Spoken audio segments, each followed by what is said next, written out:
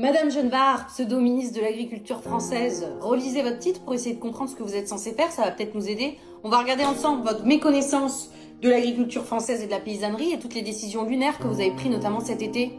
Point 1, la dermatose nodulaire bovine. Donc il faut comprendre que en fait c'est une épizootie, c'est-à-dire une maladie qui ne passe pas à l'être humain, qu'il n'y a absolument aucune nécessité de faire un abattage total, mais que vous avez décidé de tuer toutes les vaches. De surcroît, vous avez violé toutes les lois de la nature, c'est-à-dire que les vaches saines ont été abattues les unes devant les autres, les mères devant les enfants.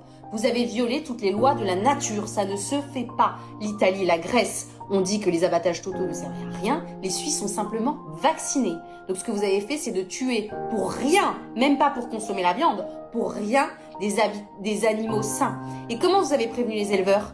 Ils ont simplement reçu un coup de téléphone et des bastions de gendarmes pour les forcer à abattre leur cheptel.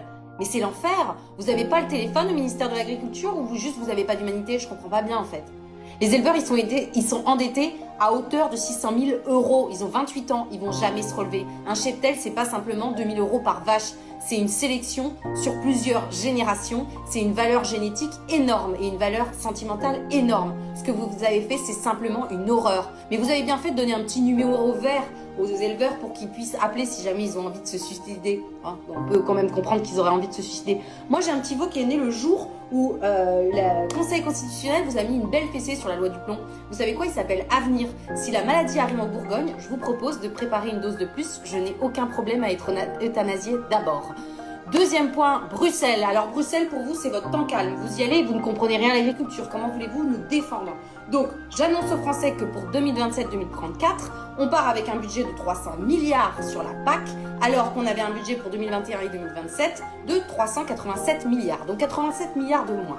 Donc la souveraineté alimentaire française, qu'on l'oublie. On n'est plus une nation, on n'est plus un pays, on n'est plus capable de se nourrir.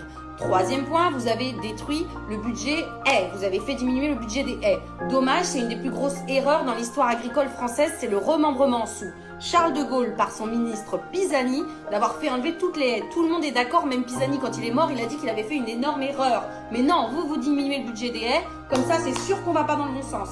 Quatrième point, vous détruisez la filière biologique française. Comment? Vous avez enlevé l'aide au maintien qu'on donnait aux agriculteurs qui se convertissaient au bio. Super!